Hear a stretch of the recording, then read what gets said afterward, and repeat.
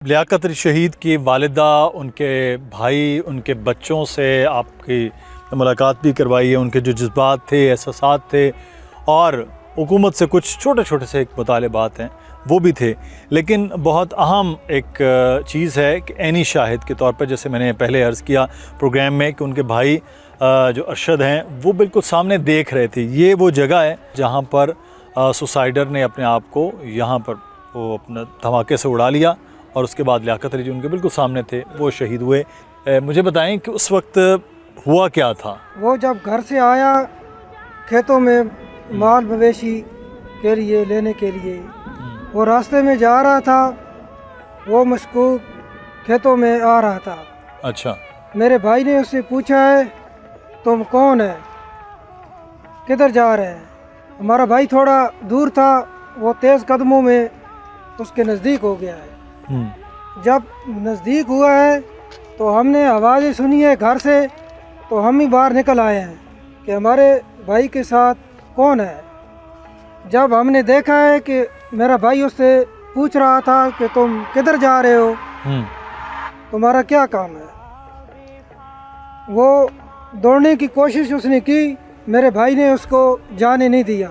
अच्छा। जब आहिस्ता आहिस्ता भाई उसके करीब आया, मेरे भाई ने बोला है कि अपना शनासी कार्ड दिखाओ। अच्छा। उसने कुछ पश्तो में बातें की हैं लेकिन भाई को समझ नहीं आया। मतलब वो आगे से जवाब पंजाबी या उर्दू में नहीं दे रहा था, पश्तो में बात कर रहा। पश्तो में बातें कर। अच्छा।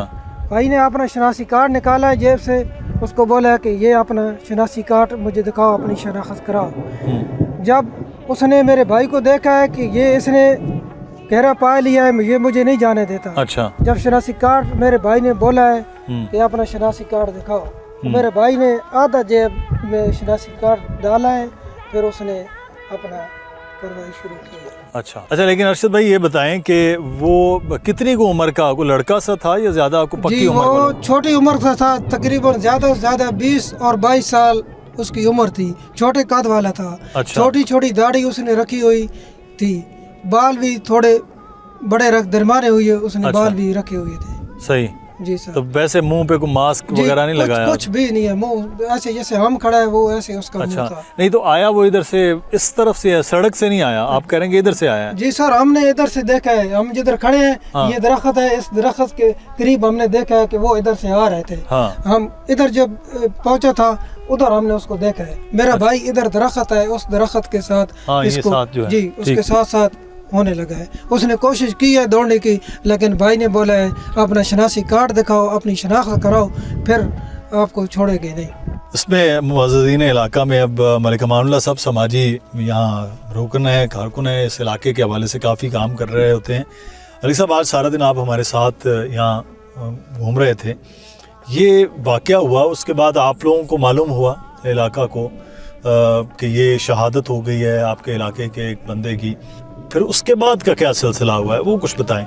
ये लोग जो थे, ये चूँकि मैं इनको जानता था, ये बेसिकली खेती बाड़ी से इनका तल्लुक़ था, गरीब लोग हैं, अपनी मेहनत मजदूरी करते हैं। ये रेलवे का मुलाजिम था लियाकत शहीद। तो ये तकरीबन जंड में हमें पता चला है, उस वक्त 5:45 का टाइम था कि मनकूर में कुछ वाक़या हो गया। पहला ये आया हम लोग को तक इत्तला के कोई ख़ुदकुशी का हो गया। अच्छा। लेकिन 15-20 मिनट के बाद जब यहाँ लोग पहुँच गए, सिविलियन काफ़ी सारे लोग यहाँ पहुँच गए, उन्होंने हमें फ़ोनों पे बताया कि यार यहाँ तो खुदकुश हमला हो गया फलां जगह पे, फलां बंदे लियाकत के ढोक के पास मनकूर के रास्ते में। तो हम लोग भी यहाँ आए, सूरत हाल देखी, तो उस वक्त तो कुछ सूरत हाल ऐसी थी कि इर्द गिर्द में काफ़ी बारूद की बदबू और डेड बॉडी, और उसके तो जो बाकियात हैं उनमें से सिर्फ टांगें उसकी बाकी थी, बाकी तो खुदकुश हमलावर की बात की।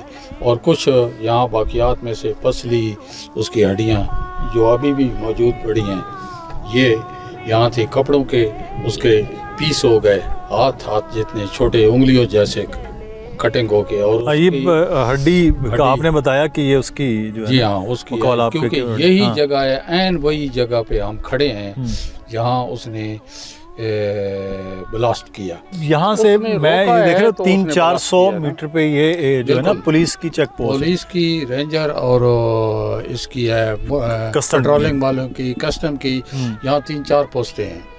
सर्चिंग सेंटर अभी ये बना रहे हैं यहाँ पे, ये बिल्कुल बॉर्डर है पंजाब और अच्छा। KPK का।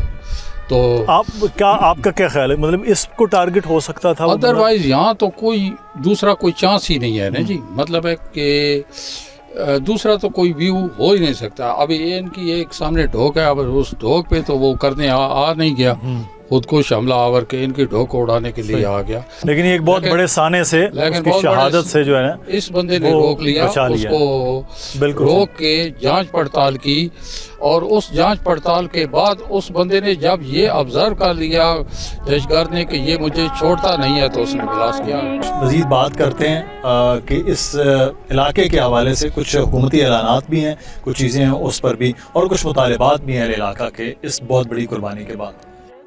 बारिश का मौसम भी यहाँ हो गया जी। कारी साहब यहाँ पे मौजूद हैं, उन्होंने भी मस्जिद कह रहे हैं कि हम लोग नमाज़ पढ़ के निकले हैं, तो उसके बाद हुआ है कुछ ऐलानात हुकूमत की जानिब से हुए कारी साहब, तो वो क्या थे और उस पर कोई अमल दरामद हुआ है? क्या मुतालिबात हैं? आप इस इलाके के मुअज़्ज़िज़ हैं। सबसे बड़ी बात तो ये है कि पीर नसीरुद्दीन नसीर साहब कहते हैं कि गरीब शहर की मैयत के साथ रोता कौन, मेरा सलाम उन पे जो अश्क बार चले।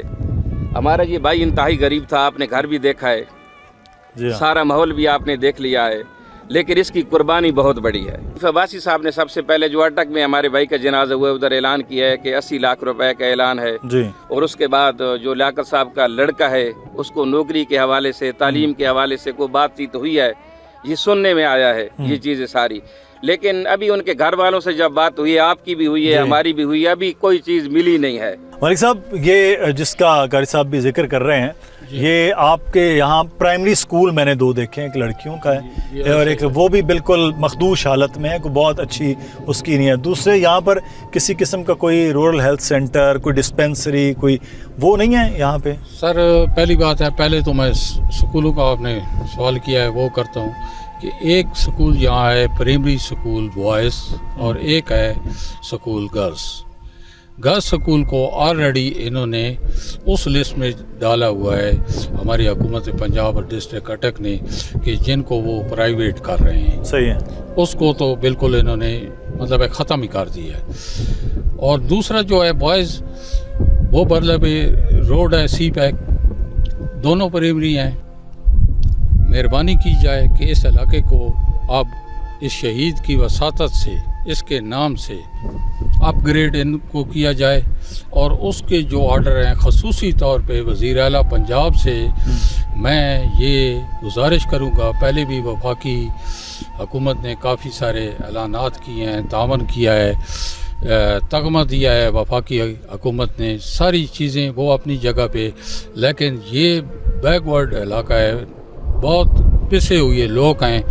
इनके तालीमी मेयार को आप करने के लिए इनको स्कूलों को एक तो अपग्रेड किया जाए, दूसरा वो गर्ल्स स्कूल के बारे में जो प्राइवेट ऑर्डर हैं वो वापस लेकर उसे गवर्नमेंट की सतह पे ही चलाया जाए। सेकंड, आपने हेल्थ के हवाले से किया है, तो यहाँ दूर दराज तक, यहाँ से 2 किलोमीटर के फासले पे दरिया सिंध के परले किनारे पे KPK शुरू हो जाता है, वो हमारे सूबा ही नहीं है। और जंड यहाँ से 10-12 किलोमीटर है। जंड में भी THQ हमारी जो अस्पताल है वो जंड शहर और गिरदो नवा की रिक्वायरमेंट पूरी नहीं करती, उसमें अभी इंतजामात ही पूरे नहीं है।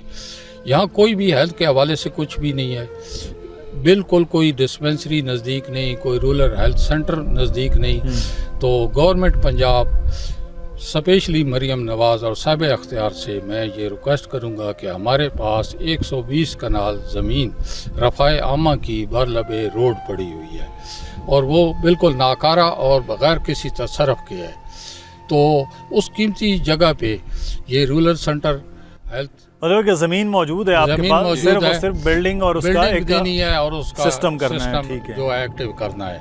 दूर दराज इलाकों में हर वक्त इस चीज़ की रिपोर्टिंग होना कि वहाँ क्या हो रहा है, ठीक गलत, और इस वाक़े के हवाले से भी मुसलसल रिपोर्ट कर रहे थे हमारे नुमाइंदे जो यहाँ पर हैं, रफ़ी सफ़री वो हैं हमारे साथ। रफ़ी, आप उस वक्त मुसलसल रिपोर्ट कर रहे थे, हेड ऑफिस चीज़ें भिजवा रहे थे उस वक्त, बल्कि मुसलसल यहाँ हुकूमती नुमाइंदगान आते रहे, वही अमल भी दिखाते रहे चीज़ें।